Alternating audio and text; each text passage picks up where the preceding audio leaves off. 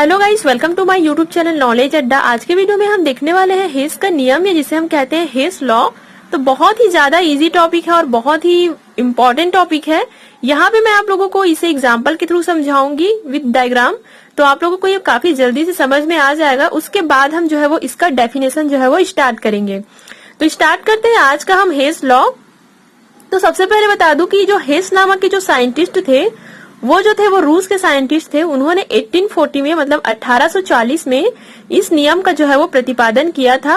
उन्होंने इस नियम के अकॉर्डिंग ये बताया था कि जैसे कोई ए पदार्थ है या ए सब्सटेंस जिसे आप कह सकते हो, ए पदार्थ को हमें जेड में जो है वो चेंज करना है। जैसे हम कोई भी केमिकल रिएक्शन देखते हैं, जैसे कि ए से हमें जो है वो जेड में जो है वो चेंज करना है किसी भी पदार्थ को या किसी भी सब्सटेंस को। तो जब हम कोई भी पदार्थ को ए से जेड में जो है वो चेंज करते हैं तो वहां से कुछ हीट जो है वो रिलीज होता है, वहां से कुछ ऊष्मा जो है वो उत्पन्न होता है। तो माना अगर हम कोई ए पदार्थ को जेड पदार्थ में चेंज किए हैं तो माना वहां से Q1 हीट या ऊष्मा जो है वो रिलीज होती है।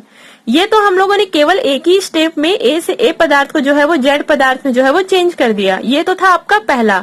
अब हम देखते हैं ए को हम जेड में चेंज करेंगे, लेकिन उसे कई स्टेप में जो है वो चेंज करेंगे। जैसे कि हम लोगों ने ए को डायरेक्ट जेड में चेंज कर दिया, यहाँ पे केवल एक ही स्टेप था।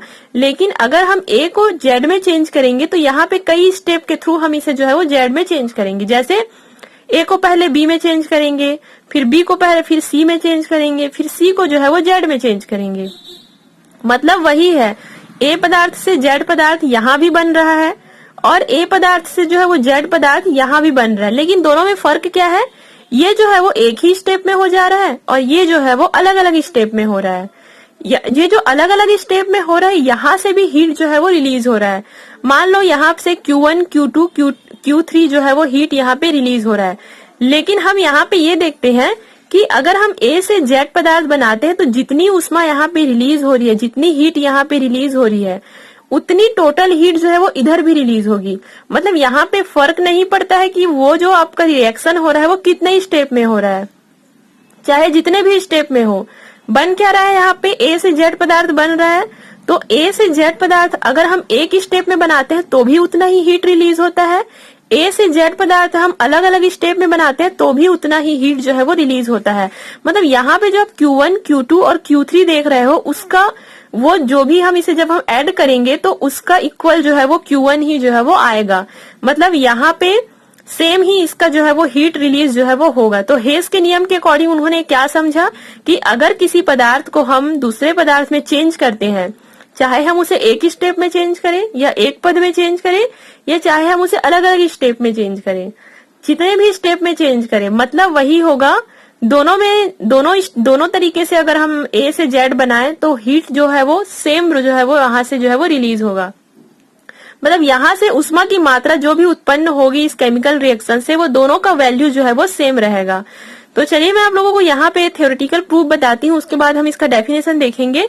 माना कि पदार्थ ए का पदार्थ जेड में परिवर्तन पहली विधि में सीधे तथा दूसरी विधि में कई स्टेप में जो है वो कराया जा रहा है। जैसे कि सेम मैंने बताया कि माना कि कोई पदार्थ ए को जेड में पहले विधि में केवल एक ही स्टेप में और दूसरे विधि में अलग अलग स्टेप में जो है वो कराया जा रहा है। तो अब क्या होगा, पहले हम सीधे परिवर्तन में देख लेते हैं। मतलब अब सीधे अगर हम चेंज कराएं तो यहाँ से अगर ए से जेड पदार्थ कोई बनता है, ए से जेड सब्सटेंस यहाँ पे बनता है, तो यहाँ से जो मुक्त ऊष्मा है, मतलब जो फ्री हीट है, यहाँ से जो हीट रिलीज होगा वो होगा Q1। और अगर हम ए से जेड बनाए लेकिन वो अलग अलग स्टेप में बनाए, मतलब कई स्टेप में बनाए, जैसे कि ए से हम पहले बी बनाएंगे तो यहाँ पे जो है वो Q1 हीट जो है वो रिलीज होगा। फिर उसके बाद हम बी से सी बनाएंगे तो यहाँ Q2 हीट जो है वो रिलीज होगा। ऊष्मा को हम किससे प्रदर्शित करते हैं, ऊष्मा को हम Q से जो है वो प्रदर्शित करते हैं। उसी प्रकार अगर हम सी से जेड बनाए तो भी यहाँ पे जो हीट रिलीज होगा वो जो है वो Q3 होगा।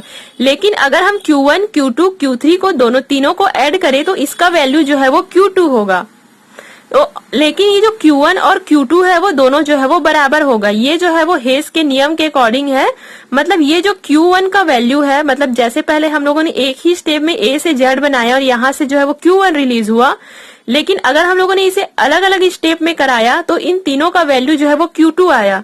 मतलब Q1 और Q2 का वैल्यू जो है वो सेम रहेगा। ये जो है वो हेस के नियम के अकॉर्डिंग है।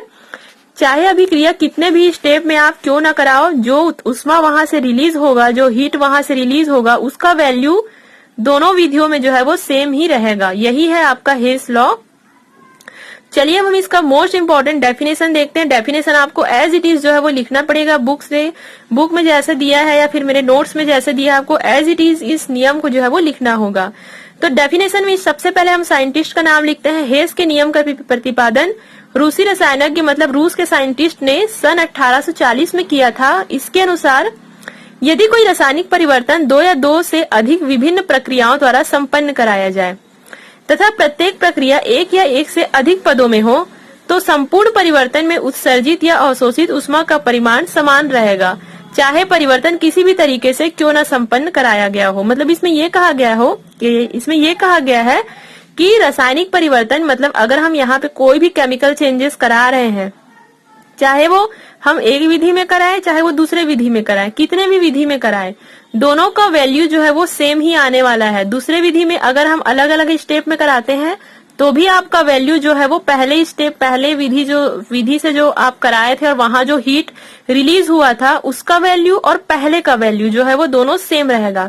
तो आगे मैं आप लोगों को इसे जो है वो और एग्जाम्पल के थ्रू समझाऊंगी विथ केमिकल रिएक्शन, तो ये चीज आप लोगों को और आसानी से जो है वो समझ में आ जाएगा।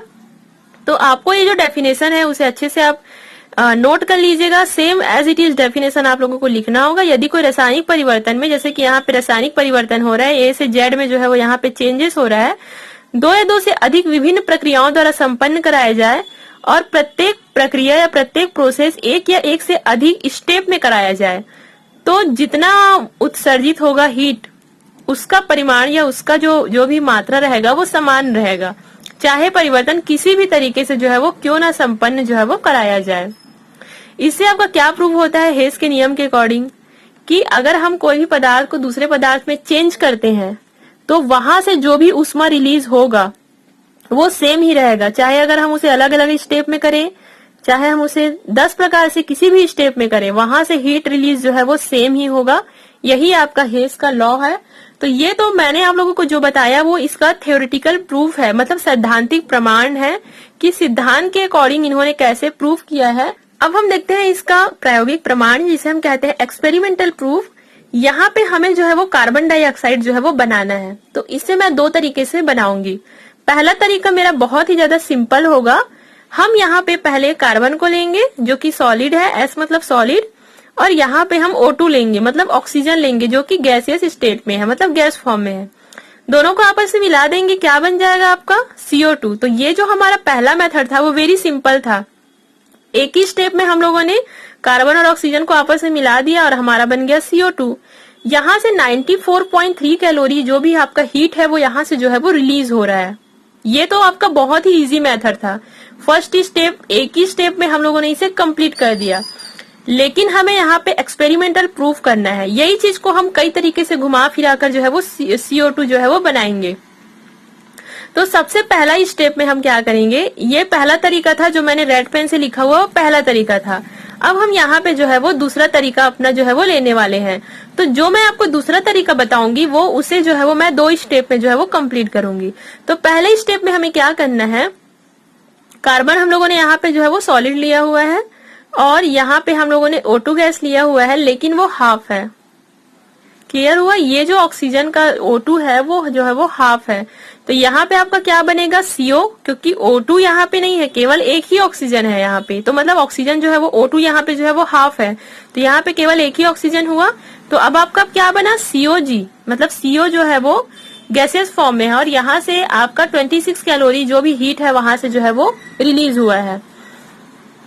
ये तो था आपका पहला स्टेप। अब हम देखते हैं दूसरा स्टेप।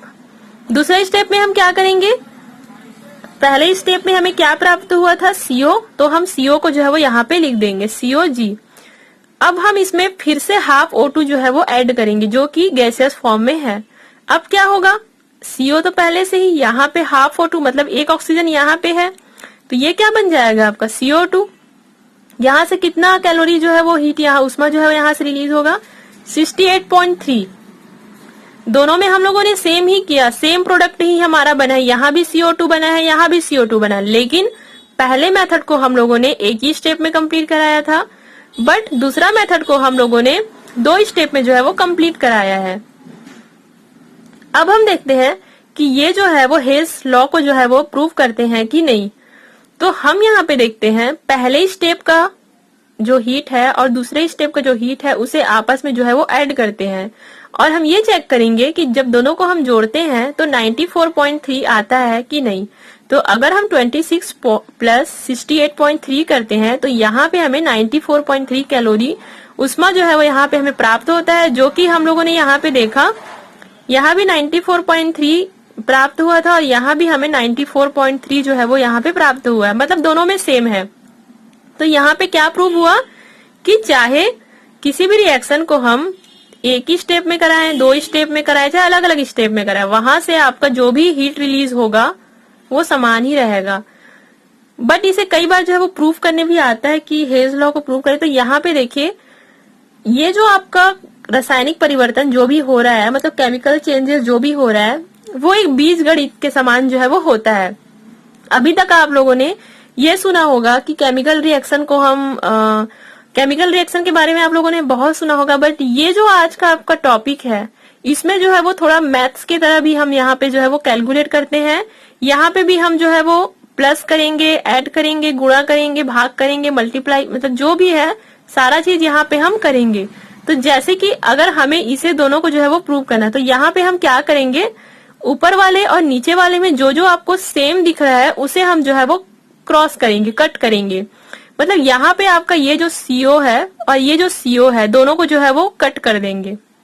दोनों को कट करने के बाद हम यहाँ पे हमारा 3 जो प्रोडक्ट बचा रहेगा उसे हम तीनों को जो है वो ऐड करेंगे और देखेंगे कि यहाँ पे CO2 बनता है कि नहीं। तो चलिए देखते हैं। ये दोनों को आप कट, मतलब ये दोनों जो है वो कट हो गया है, ये दोनों को आप अभी इग्नोर कीजिएगा, ये दोनों नहीं है, समझिए कट हो चुका है। यहाँ पे केवल 3 आपका प्रोडक्ट जो है वो बचा हुआ है, ये कार्बन और यहाँ पे हाफ O2 हाफ O2। तो हाफ O2 कितना हुआ, O2 हुआ। यहाँ पे 1 ऑक्सीजन है, यहाँ पे 2 ऑक्सीजन है, 1 और 2 कितना हुआ, 2 ऑक्सीजन यहाँ पे हुआ। क्या बन गया आपका CO2, मतलब ये जो है वो CO2। तो ये जो आपका केमिकल चेंजेस है वो हेल्स लॉ को जो है वो फॉलो कर रहे हैं। तो इस प्रकार से हम देखते हैं आगे हम इससे भी बड़े बड़े जो भी केमिकल रिएक्शन है वो हम देखेंगे। यहाँ पे जस्ट मैंने आप लोगों को ऐसे ही बताया है। तो ये है आपका एक्सपेरिमेंटल प्रूफ। तो यहाँ भी हम प्रूव कर लिए कि हेल्स लॉ के अकॉर्डिंग जो है वो सेम एनर्जी जो है वो सेम हीट यहाँ से जो है वो रिलीज होता है। अब यहाँ से हमें क्या निष्कर्ष निकला है ये देखते हैं हम। हीट ऑफ फॉर्मेशन इसके बनाने की विधि पर डिपेंड नहीं करता है। क्या समझा आप लोगों ने यहाँ पे, हीट ऑफ फॉर्मेशन मतलब जो ऊष्मा उत्पन्न हो रही है, जो हीट का जो फॉर्मेशन हो रहा है वो इसके बनाने की विधि पे डिपेंड नहीं करता है कि हम इसे किस तरीके से बना रहे हैं, कितने स्टेप में से होकर के इसे बना रहे हैं, इस पर वो कभी भी डिपेंड नहीं करेगा। दूसरा क्या कह रहा है, समय पर निर्भर नहीं करता है। अब देखिए समय पर निर्भर क्यों नहीं करेगा। अगर मैं पहले स्टेप में बनाऊं तो मेरा जल्दी प्रोडक्ट जो है वो बन जाएगा, कार्बन को मैं ऑक्सीजन के साथ मिलाऊंगी और आपका CO2 बन जाएगा। लेकिन अगर मैं दूसरे मेथड से बनाऊं तो पहले मैं कार्बन को हाफ O2 से मिलाऊंगी, फिर CO बनेगा, फिर CO को फिर हाफ O2 से मिलाऊंगी, CO2। तो यहाँ पे समय ज्यादा लग रहा है ना, पहले मेथड में मुझे कम समय लगा, दूसरे मेथड में जो है मुझे ज्यादा समय लगा। तो इसमें ये कहा जा रहा है कि ये समय पर निर्भर नहीं करता है। यहाँ से जो भी हीट रिलीज होगा वो इस पे डिपेंड नहीं करेगा कि आपका कितना टाइम में बन रहा है, वो इस पे डिपेंड करेगा कि बन रहा है कि नहीं, मतलब वहां से कितना हीट रिलीज होगा उसी पे डिपेंड करेगा। इसे घटाया, जोड़ा या गुणा किया जो है वो गुणा किया जा सकता है। तो जैसे कि मैंने आप लोगों को पहले ही बताया कि आगे ये तो बहुत छोटा सा चीज था, आगे जब इसे बड़ा बड़ा केमिकल रिएक्शन देखेंगे तो वहां पे आप देखोगे कि मतलब इसे जो है वो प्रूफ करने के लिए हम कई बार यहाँ पे जो है वो गुणा करते हैं, कई बार भाग देते हैं, कई बार कट करते हैं। तो ये सब करके हम इसे जो है वो प्रूफ करते हैं। तो आगे मैं आप लोगों को इसके बारे में बताऊंगी।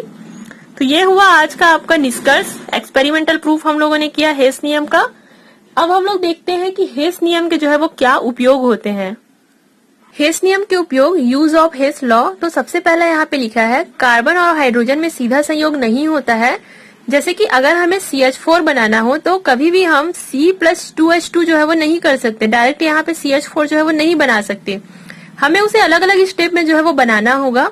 लेकिन ऐसे पदार्थों का रिएक्शन हेस के नियम से जो है वो कराई जा सकती है।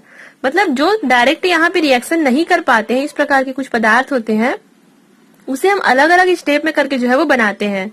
तो ये है आपका हेस लॉ का फर्स्ट उपयोग। सेकंड है हेस नियम का ऊष्मा रसायन में बहुत अधिक महत्व है, क्योंकि रासायनिक समीकरण बीजगणितीय समीकरणों की भांति जोड़ी, घटाई या गुणा की जा सकती है। जैसे कि मैंने आप लोगों को बताया था कि मैथ्स के समान हम बीजगणितीय समीकरणों की तरह हम इसमें भी जो है वो गुणा, भाग, घटा, जोड़ सब कर सकते हैं। मंद गति से चलने वाली अभिक्रियाओं में होने वाले ऊष्मा परिवर्तनों की गणना करने में भी इसे जो है वो किया जाता है। मतलब ऐसा रिएक्शन जो बहुत स्लो हो रहा है उसका भी हम जो भी हीट का जो कैलकुलेशन है वो यहाँ पे हम आसानी से जो है वो कर सकते हैं। तो ये है आपका हेस के नियम के उपयोग। तो ये है गाइस आज का आपका वीडियो। आई होप ये आप लोगों को समझ आया होगा। ऐसे वीडियोस के लिए चैनल को लाइक शेयर सब्सक्राइब आप जरूर करें। And thank you so much guys for watching this video.